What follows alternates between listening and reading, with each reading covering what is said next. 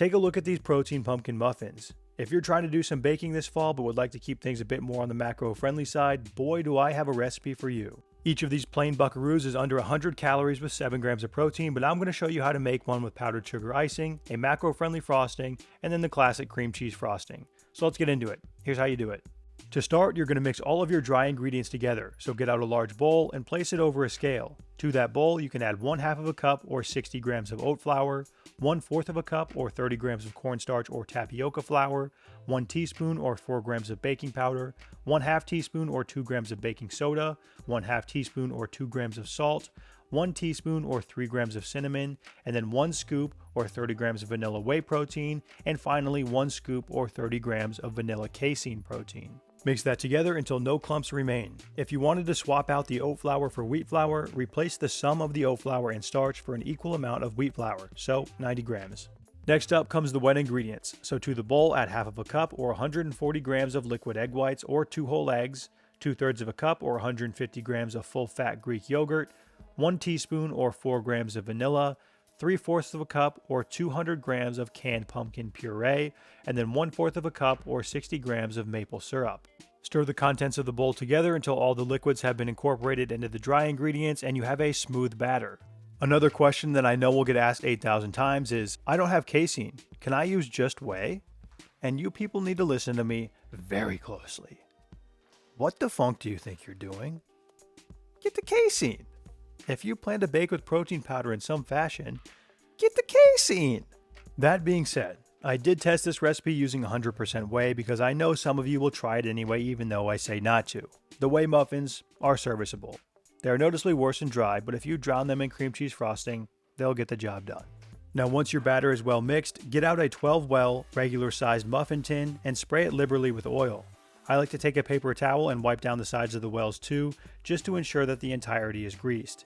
Using muffin liners can work as well, but I find that muffins usually stick to them too much for my liking.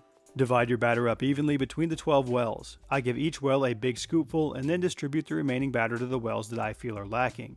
If you don't have a muffin tin, this could work as a loaf or a cake, but just note that the baking times will be different. And I don't know what those times are. I didn't test that. Figure it out. It's not that hard. Before it goes into the oven, I like to give it a little smack on the counter to level it off and push out any air pockets.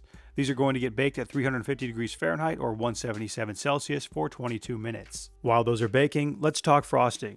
I mentioned earlier in the video that there are 3 kinds I was going to tell you about. There's the powdered sugar icing, a macro-friendly frosting, and then the classic cream cheese frosting. Let's start by making the macro-friendly frosting. It's not nearly as good as the other 2 options, but if you're looking for something with a bit more protein, knock yourself out. To a bowl, add 2 tablespoons or 25 grams of full-fat Greek yogurt, 2 tablespoons or 25 grams of cream cheese, 2 packets or 2 grams of the non-nutritive sweetener of your choice, either Splenda or stevia, 1 teaspoon or 3 grams of vanilla casein protein, this will help to thicken it up, and then just a dash or about 1/2 gram of vanilla. Mix that up until it's smooth. This will make enough for 2 muffins. If you wanted to use non-fat Greek yogurt here, you could also save some of the fat calories, but the full fat stuff does make it taste better. I would recommend frosting the muffins on an as-needed basis, so you can leave this in the fridge and just frost them as you go. Again, I only made enough for 2 muffins here just to show you how to do it. A quick break to check on our muffins in the oven to see how they're doing. Couldn't be any better. Now let's talk about the powdered sugar icing. I think this version is the best option if you're looking for a low-calorie way to curb your sweet tooth. To a bowl, add 1/4 of a cup or 30 grams of powdered sugar, a dash or about 1/2 gram of vanilla, 1 teaspoon or 5 grams of milk, and then the cutest little tiny amount of salt. Stir that up until you've got a nice looking glaze. You don't want this to be too watery or else it won't harden over your muffins. The goal should be to use the least amount of liquid as possible and still be able to drizzle it. After you're done prepping whatever topping you plan to use, your muffins should be closely behind. Pull them out of the oven when they have finished baking and let them cool to room temperature before you frost them. You can take them out of the muffin tin to help them cool more quickly, and if you find that some of your muffins are sticking to the tin, use a butter knife to slowly pry them away from the edges and release them from that tin. If you don't spray your tin well enough, this is where you could have some issues. And for the grand finale, you can frost those puppies up and prepare to enjoy. If you used the icing, you can top all of them right now, but if you used either of the frostings, I would only frost them when you plan to eat them. For the icing, the idea is to get a light drizzle over each of the 12 muffins. I kept my icing in the fridge while the muffins were cooling, so it seized up a bit and made these first couple a complete disaster. The icing was eating my lunch. I mean, look at these things. Eventually, I added a couple of extra drops of milk, and it became easier to drizzle, and at the end, I ended up getting a couple of good ones. For the macro-friendly frosting, stir it vigorously to create some friction and heat it up to become more spreadable, then slap it on top of your muffins and disperse it over the top. For the cream cheese frosting, I buy the whipped kind in a jar. It's way easier than making it homemade and it still rocks. The whipped version just gives you a bit more coverage for less calories because it's got lots of air in it.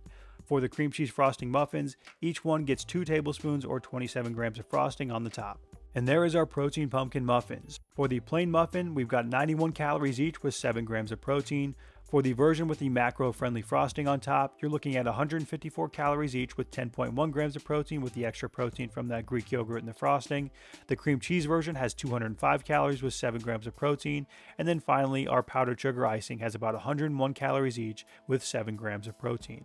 These aren't meant for you to use to get all of your daily protein with. I can already predict the comments from the smooth brain gym bros saying, 7 grams of protein for 205 calories is not good. Yeah, it's not a chicken breast, you muppet. It's a dessert. The purpose is to give you a different option that has less calories and more protein than a traditional version. So if you comment something like that, I will call you a dunce, and so will everybody else. I've been eating a few of the plain muffins for breakfast, and for 21 grams of high quality protein at 273 calories while eating a damn muffin, that sounds pretty good to me. The written version of the recipe for these protein pumpkin muffins is linked in the description below, along with the whey and casein protein that I use for all of my baking. I've made 4 batches of these muffins the last 2 weeks because they're so easy. Well, and because I had leftover pumpkin that needed to be used up, but they've hit the spot for dessert after my meals. I am a fiend for cream cheese frosting. Any vehicle for me to consume that glorious nectar is a win, and these protein pumpkin muffins just happen to be a perfect one at that.